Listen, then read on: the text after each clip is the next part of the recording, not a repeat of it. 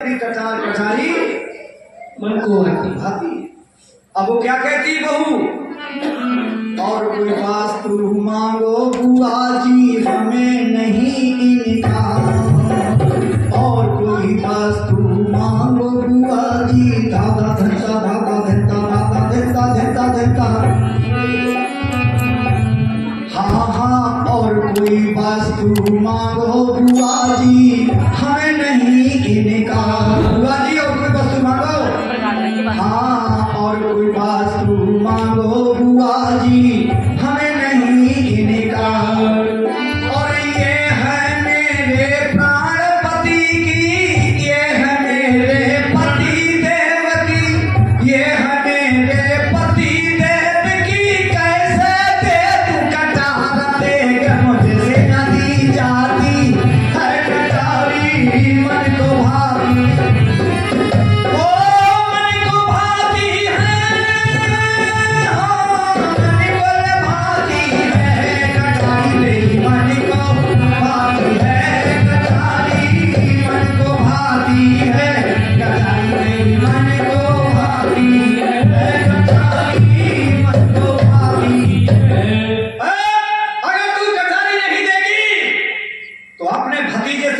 चमड़ी सुतवालू तो मेरा नाम बुआ मत कहना।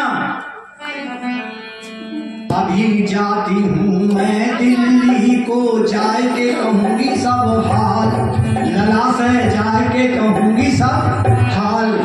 और तेरी बहू ने छोटी सी बात पर, तेरे छोटी सी बात मैंने कही बेटी कटारी दे दे तो मेरा अपमान किया।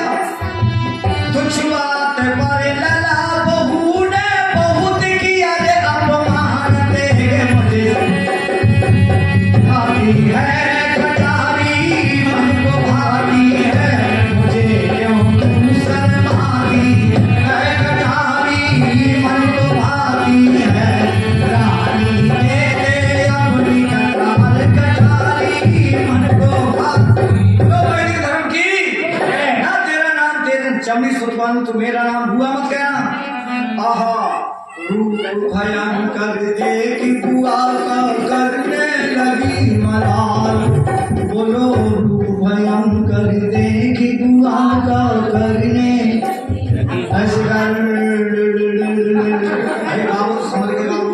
रूप भयंकर देखी बुआ का करने लगी, हाँ, अरे रूप भयंकर देखी बुआ का करने लगी मलाल, बेटी करने लगी मलाल। अरे लोग नाराज न हो, तुम्हें लोग नाराज न हो, झट बेटी तेरे निकाल कुटनी मन हंसाती है कटारी मन को भाती है। रानी दे दे अपनी कटार कटारी मन को भाती है। रानी दे दे अपनी कटार कटारी मन को भाती है। प्यारे सज्जनों सुनो ध्यान से, कटारी लेकर के जैसी उसने रूप भयंकर बाल बिखेर लिए और डांस जैसा रूप बना दिया, और डर गई, भयंकर डर गई, किरण में ही सहम गई कि नामालूम क्या करा देगी। और कटारी उसको बनावटी बुआ को दे दी। बेटी अब मेरी रुखसत करो, विदाई करो। बड़े प्रेम के साथ बोले, मेरी सारी फैक्ट्रियों में आग लग जाएगी। 350 फैक्ट्री तो मेरी बरेली में एरिया में, और सरखेड़ा मेरी बहुत फैक्ट्री चली है, और दिल्ली में 400-600 फैक्ट्री मेरी है। इसने विचार किया कि राजाओं की रिश्तेदारियां तो राजाओं के घर में हुआ करती हैं, ये बिल्कुल साहब अपने घर की रानी महारानी होगी। बोले तेरे विवाह में आई थी और रुकी नहीं थी, मंडप वाले दिन मुख दिखरौनी में 5 लाख सोने के सिक्के दे के गई थी, तब से निमाइयों में तेरे घर। ओहो धन्यवाद बुआ जी, ये तो मैंने बड़ी गलती की है, कोई कहना मत मेरे पति से कुछ। कटारी ले गई और शेर खां उनके घर मौजूद थे, सुनो ध्यान से।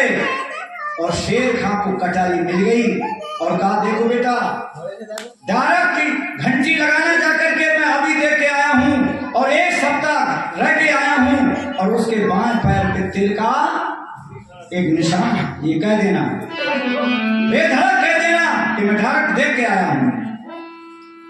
उसका हिसाब करके घोड़े पे सवार होकर गढ़बूंदी से सिपह सालार मंत्री शेर खान बादशाह शाहजहां के दरबार में दिल्ली में उपस्थित होता है। और जैसी घंटी लगी, लोगों को पता चला कि आज शेर खान बूंदी से वापस आ गए हैं। और क्या कहा, बुलवाओ झूठे राजा को, अरे बुलवाओ झूठे राजा को, ये कटारी उसकी है या नहीं, बुलवाओ झूठे राजा को, ये कटारी उसकी है या नहीं। रानी के बाएं जंघा पर लहसुन का दाग भया, बुलवाओ झूठे राजा को, ये कटारी उसकी है नहीं, और रानी के बाएं पैर में लहसुन का दाग है, बताओ जल्दी से।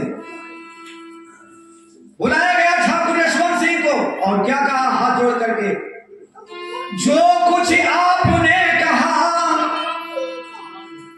जो कुछ आपने कहा, सब कुछ सत्य जनाब, और हाय आज संसार में मेरी उतरी आग, हाय आज संसार में मेरी उतरी आग, हाय आज संसार में मेरी उतरी। और ठाकुर यशवंत सिंह विचार कर रहे हैं, आंखों में आंसू हैं, मेरी रानी तो बड़ी पतिव्रता है, क्या हुआ ये? तो विचार करके, और क्या कवि ने गीत लिखा है, और खो दिया मैंने पाकर किसी को, अब आग लग जाए इस जिंदगी को, खो दिया मैंने पाकर किसी को, आग लग जाए अब जिंदगी को, खो दिया मैंने, हाँ खो दिया मैंने, खो दिया मैंने पाकर किसी को, आगे लग जाए अब जिंदगी को। चांद तारों का फेरा रहेगा, मेरे घर में अंधेरा रहेगा, चांद तारों का फेरा रहेगा, मेरे घर में अंधेरा रहेगा। चरित्रवान मैं तो राजा कहाया, चरित्रवान मैं तो राजा कहाया, आग लग जाए अब जिंदगी को, खो दिया मैंने पाकर किसी को, आग लग जाए अब जिंदगी को, खो दिया मैंने पाकर किसी को, आग लग जाए अब जिंदगी को, खो दिया मैंने, हाँ खो दिया मैंने, हाँ खो दिया मैंने पाकर किसी को, आगे लग जाए अब जिंदगी को। हाँ बातें बिरता मेरी महारानी, आज आता है आंखों में पानी, बातें बिरता मेरी महारानी, आज आता है आंखों में पानी, और आज आता है आंखों में पानी। कृष्ण देवदारी ने लिखी है ये तो सुंदर सी अजगर कहानी, खो दिया मैंने पाकर किसी को, आगे लग जाए आगे में, खो दिया मैंने पाकर किसी को, आगे लग जाए अब जिंदगी को, खो दिया मैंने पाकर किसी को, आगे लग जाए अब जिंदगी को। बोलो वैदिक धर्म की प्यारे सज्जनों, ठाकुर यशवंत सिंह से शाहजहां कहता है कि अब रोने से तुम्हारे आंखों में आंसू हैं, कल आपको 12:30 बजे ठीक आपको फांसी की सजा मिलेगी। आपने इस्लाम की तौहीन की है, आपने इस्लाम की तौहीन की है, आपने बादशाह के दरबार में, और आपने इतना निडर होकर के सीना खोल के आपने ये कहा था कि मेरी नारी पत्र गिरता है और हमारा शेर खान सिपह सालार मंत्री ये देख कर आया है आपकी नारी बिल्कुल पथविड़ता नहीं है। हमारा शेर खान कहता है बाएं पैर पे लहसुन का निशान है और एक कटारी भी साथ में लाया है जिसमें आपका नाम और आपकी धर्म पत्नी का नाम उसमें अंकित है। आपको फांसी लगेगी 12:30 बजे। महाराज जिस नारी ने मुझे इतनी हजारों की सभा में मेरे नैनों को झुकवाया है बस उसी नारी के एक बार दर्शन करना चाहता हूं। बूंदी नरेश घोड़े पर सवार होकर के जब जाते हैं अपने गढ़बूंदी के लिए तो श्रृंगार किए हुए नारी राजमहल में बैठी हुई थी। सुन लो ध्यान से, उस बच्चे के बाद मन लगो ध्यान बिगड़ जाएगा। और क्या कहा, जिस नारी का पति परदेश में हो उसे श्रृंगार बनाना नहीं चाहिए। बोलो श्रृंगार बनाना नहीं चाहिए। और जिस पुस्तक में ओम का नाम नहीं वो पुस्तक पढ़ना नहीं चाहिए। बोलो पुस्तक पढ़ना आना चाहिए। बोलो पुस्तक पढ़ना आना चाहिए। जिसमें ओम का नाम नहीं वह पुस्तक पढ़ना।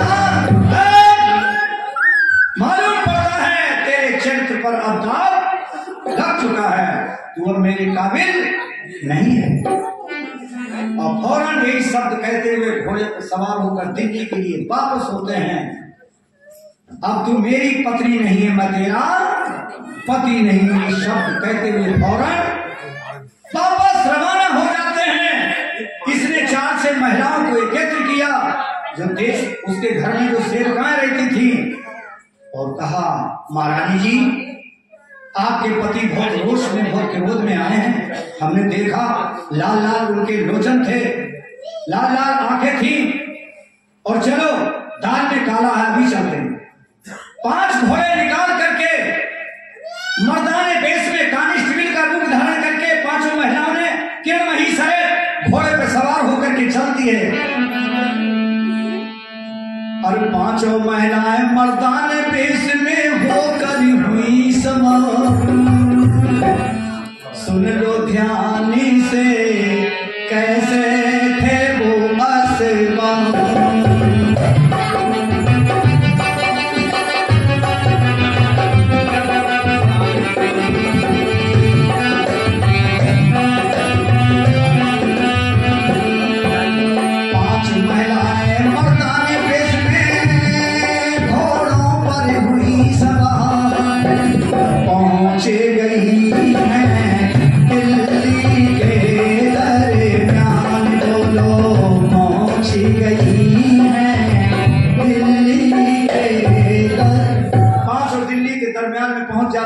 और जंगल में उन्होंने डेरा डाल दिया नदी के इसी किनारे।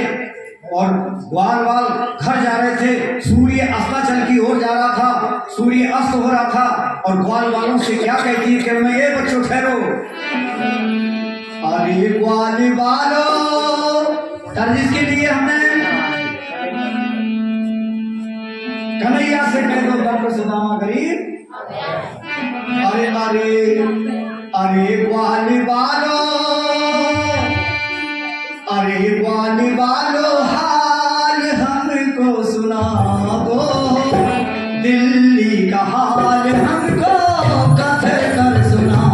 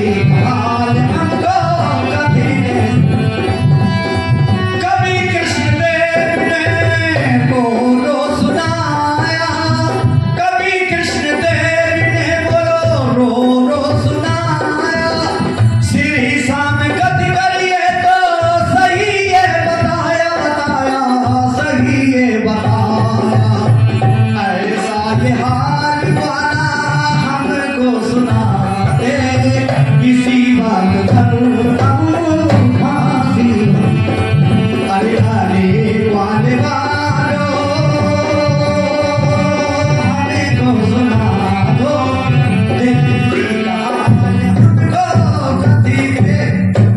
बोले और तो सब बात सही है। एक नारी उनको देख के आया एक बार बादशाह शाहजहां की सभा में ठाकुर यशवंत सिंह पहुंचे थे और ठाकुर यशवंत सिंह ने ये कहा, बादशाह ने पूछा कि किसकी नारी पतिव्रता, कोई नहीं बोला सभा में। एक बूंदी के राजा यशवंत सिंह उनने ये कहा था कि मेरी नारी पतिव्रता है। बोले अच्छा, तो उनकी नारी को शेर खां परीक्षण करके आया है और एक सप्ताह उनके घर पर रहकर आया है और एक कटारी साथ में लाया है वहां से, और ये कहता है मैं उनके घर पे रहा हूं और बाएं जंघा पे लहसुन का दाग बता रहा है। बोले क्या नाम है उसका? किरण महीने नोट किया। बोले बच्चों कल को कितनी जल्दी आओगे? शाम हो गई है, अब तो घर जा रहे हैं। बोले सुबह को 10 बजे। बोले नहीं, सुबह को आपको आना 8 बजे ठीक। बोले अच्छा, और आपको सोने का एक सिक्का प्रत्येक वाला को दिया जाए। बोले ठीक। बच्चे और समय आते थे 10 बजे, आज वो 7 बजे ही आ गए। एक एक सिक्का और साथ में इन्होंने कह दिया था ढोलक बजाने वाले को, अरे बोले कीर्तपाल तो बहुत बढ़िया ढोलक बजाते हैं, कृष्णदेव भी आ जाएंगे बाजा बजाने के लिए। बोले बड़े बड़े थे दिल्ली में साजंत्री लोग हैं। बोले अच्छा, उनको बुला लाए। बोले देखो ये बाजा बजने वाले, ये ढोलक बजने वाले और ये वो हैं, ये चिमटा बजाने वाले। उसने एक प्रार्थना पत्र बैठ करके लिखा, शाम कोई के सेवा में हुजूर आलम, हम गढ़बुंदी से 5 तवायफ, तवायफ कहते हैं रंडियों, 5 तवायफ आए हुए हैं और हमारा केवल 5 मिनट का एक गीत सुन लिया जाए। और महाराज ये कागज जाकर के सुबह को स्नान करके और प्रार्थना पत्र लेकर के बादशाह शाहजहां के दरबार में दाखिल हो जाती है। 5 महिलाएं जनाने वेश में अब हो गई, मर्दाने कपड़े रख लिए और क्या मंच पे जाकर के क्या गीत गाती है, सुनो। अरे